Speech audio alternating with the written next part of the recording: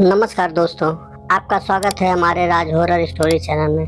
दोस्तों, अगर हमारे चैनल पर नए हैं तो चैनल को जरूर सब्सक्राइब करें। तो चलिए कहानी को सुनते हैं। लाल किले में भटकती आत्माओं का अनसुलझे रहस्य। गिरजाघर की घड़ी ने जब एक एक करके 12 बजाए तो पुराने पीपल की सबसे ऊंची पुंगी पर बैठा रात पंखा अपने डंडे फड़फड़ाता हुआ थरथराया और पेड़ के कोटर में जा बैठा।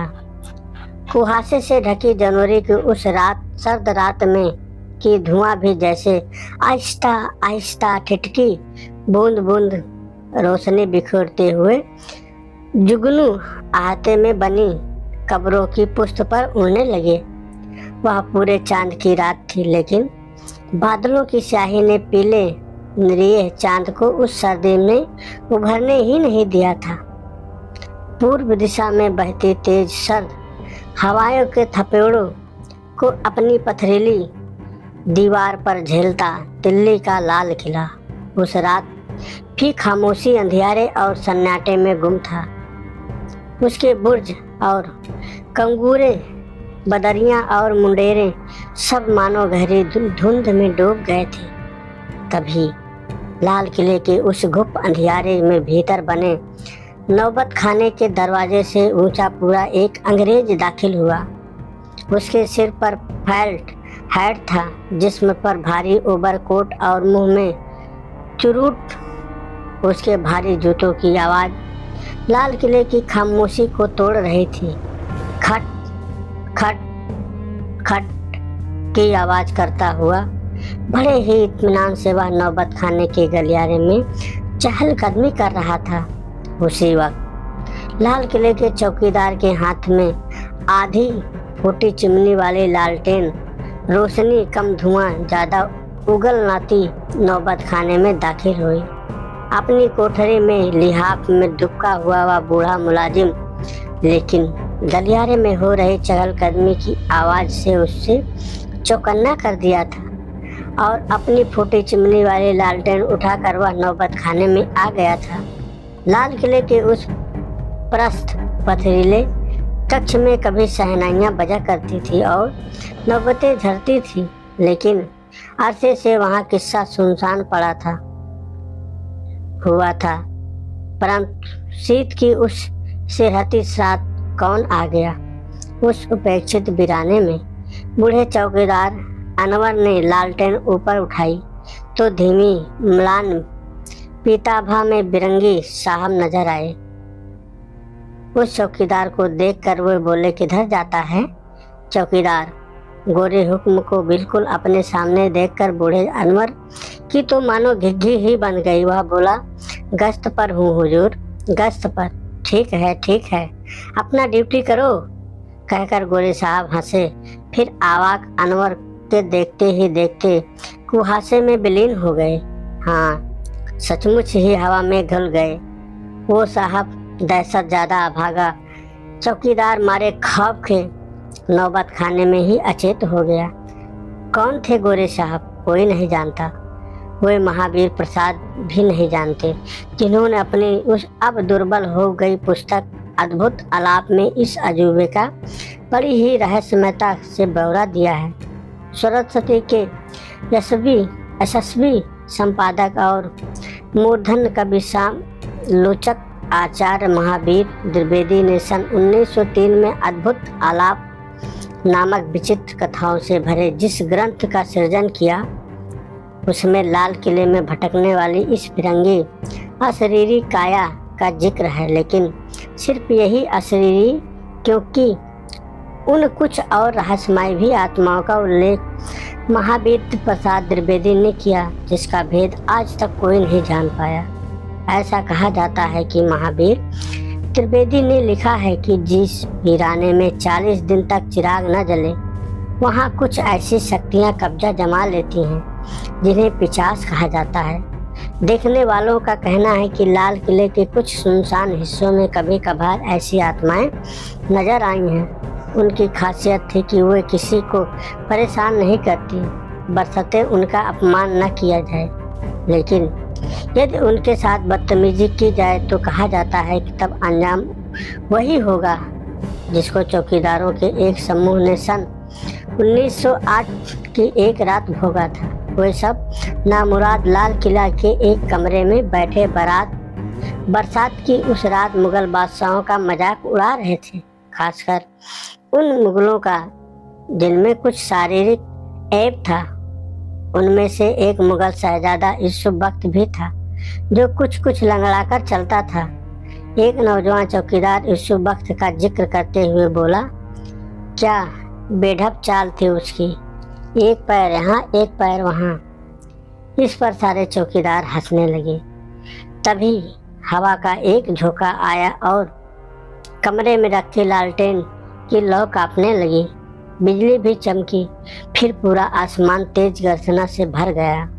दूसरा चौकीदार बोला, और अपने वह बहादुर शाह जफर, दाढ़ी कितनी सफ़ेद हो गई, उनकी बस थोड़ी सी नील देने की जरूरत भर थी और भी ज़्यादा चमकने लगती।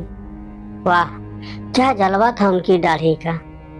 लेकिन उसका वाकया पूरा होता इससे पहले ही एक बेहद भयानक अट्टहास लाल किले की उस खामोश सुनसान बरसाती रात में उभरा। ऐसा अट्टहास कि सुनने वालों का खून पानी हो जाए। मारे दहशत के और कमरे के बीचों बीच शून्य में से एक शख्स अवतरित हुई और गुर्रा कर बोली, तुम बदतमीजों को किसने यहाँ रखा है? 7 फीट, लगभग 7 फीट कद का था। उस अशरीरी का बेहद सख्त चेहरा था। उसका तमतमाया हुआ और आंखें लाल जैसी जल रही थी। वह अशरीरी जिस तरह से आया था उसी तरह से हवा में घुल गया था। शायद वह वही पहलवान था जिसे बहादुर शाह जफर ने अपनी खिदमत में रखा था। बतलाया जाता है कि वह पहलवान लाल किले के पिछवाड़े आधी रात को, जब तक सुने मैदान में दंड बैठक करता हुआ अपनी मौत के लगभग 250 बरस बाद भी आज अक्सर नजर आ जाता है। लाल किले में फिरंगियों का प्रतिरोध करते समय उसकी गर्दन कैप्टन हडसन ने कलम कर दी थी। लेकिन वह हसीना कौन है जो अब भी लाल किले में तैनात अफसरों के घेरे घरों दरवाजे रात को 2 बजे के बाद खटखटाती है, खासकर बरसात की भीगी रातों में। सन 1954 में कैप्टन कुलदीप कपूर किले में नियुक्त थे। लाल किले में स्थिति पुरानी बैरकों और तलघरों के प्रबंधन का था, जिम्मा था उन पर। बरसात की रात तेज हवा दिल्ली के दरवाजों को खटखटा रही थी। तभी कैप्टन कुलदीप कपूर के बंद दरवाजों पर भी दस्तक हुए। खट खट खट। कैप्टन कपूर अकेले ही रहते थे। नींद कच्ची थी। उनके दरवाजे पर हो रही आवाज़ से उनकी आंख खुल गई। बाहर बरसात का शोर था और हवा का भी। कैप्टन कुलदीप कपूर असमंजस में अपने बिस्तर पर बंद दरवाजे को स्थिर दृष्टि देखते हुए उत्कंठ से बैठ गए।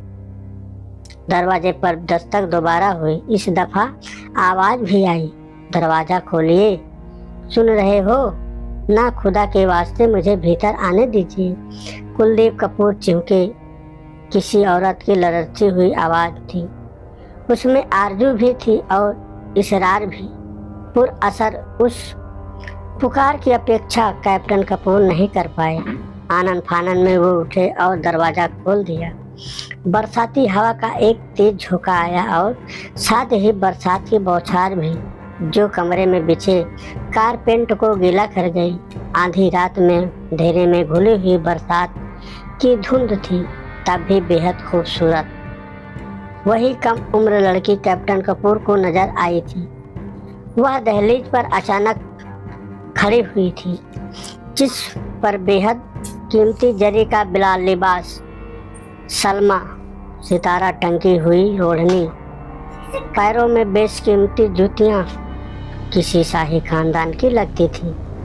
वह हसीना, उसके कपड़े भीगे हुए थे, दूध और अलाते से मिले जुलते रंगत वाली देह थी और बड़ी बड़ी आंखें थी।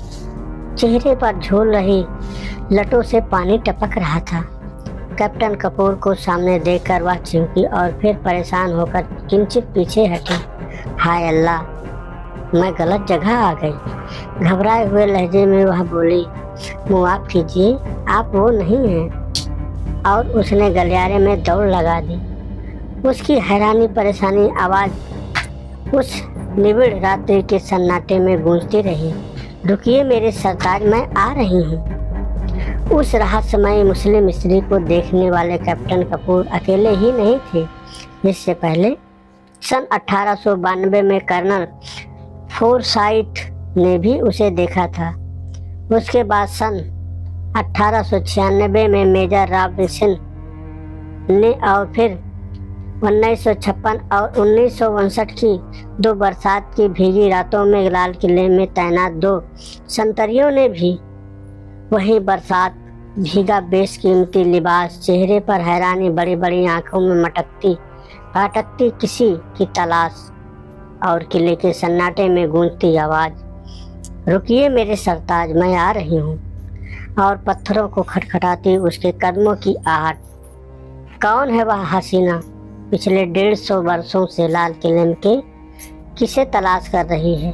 वह कोई नहीं जानता, कोई जानेगा भी नहीं, क्योंकि लेकिन क्या बहादुर शाह जफर भी लाल किले के सुने गलियारों में अक्सर चहलकदमी करते हैं? महावीर प्रसाद द्विवेदी ने तो अद्भुत आलाप में अपने अफसर बिशंड डफ के तजुर्बे पर संदर्भ देकर यही लिखा है कि कर्नल डफ झांसी में महावीर प्रसाद द्विवेदी के उच्च अधिकारी थे और तबादले के बाद दिल्ली के लाल किले में तैनात कर दिए गए थे। इसी लाल किले में उनकी गोरी मेम लेली डफ काफ़ी बीमार हो गई थी। उन पर कोई इलाज कारगर नहीं हुआ। बेहद परेशान थे डफ साहब। अगस्त की उस काली रात का वाक़या है। यह मूसलाधार बरसात हो रही थी। सड़कें सुनसान हो गई थी। चारों तरफ गहरी निस्तंभता थी। बेचैन डफ साहब अपनी बेहोश मम्मी पड़ी मेम के सिरहाने से उठकर खिड़की की तरफ चले गए। अपनी बीबी की बीमारी उन्हें काफ़ी उदास कर दिया था। तभी उन्हें एक आवाज़ सुनाई दी, फिरंगी साहब, फिरंगी साहब। खिड़की के बाहर से आ रही वह आवाज़ और फिर वही गंभीर स्वर दोबारा सुनाई दिया, फिक्र मत करो, लो इसे संभालो, सब ठीक हो जाएगा। इसे अपनी बेगम की बाहों पर पहना दो। डफ साहब चौंके। उन्होंने देखा कि किसी खिड़की से के बाहर नीचे जमीन पर एक बूढ़ा मुसलमान खड़ा है। उसकी जरीदार टोपी की कलगी में लगा हीरा बेहद अद्भुत आभा से चमक रहा है। गले में पड़े बड़े बड़े मोतियों का हार था। घुटनों तक झूल आई थी उसकी कीमती शेरवानी। बिल्कुल शाही लिबास था उस बूढ़े कुलीन व्यक्ति का। क्या ये बादशाह बहादुर जफर थे? कैप्टन डफ ने सोचा। तस्वीरों में देखा तो आखिरी मुगल की याद आई और वो उन्हें हैरत में थे। तभी खट से आकर उनके पास कुछ गिरा। डफ साहब ने नजरें उठाई तो बूढ़े सज्जन गायब थे। डफ साहब ने उस तबीज को अपनी बीमार बीबी लेडी डफ की बाह पर बांध दिया। 2 रोज में वो ठीक हो गई, लेकिन उसी रात वह तबीज उनकी बाह से अपने आप गायब हो गया। कहाँ गया तबीज पता नहीं। तो दोस्तों, ये रही लाल किले में भटकती आत्माओं की कहानी। आशा करता हूँ दोस्तों आपको ज़रूर पसंद आई होगी। सुनकर आपका कलेजा दहल गया होगा। ऐसी नई कहानियाँ और सच्ची कहानियाँ सुनने के लिए हमारे चैनल राज हॉरर स्टोरी को ज़रूर सब्सक्राइब करें और एक प्यारा सा कमेंट करें। मिलते हैं एक नई कहानी के साथ। धन्यवाद दोस्तों।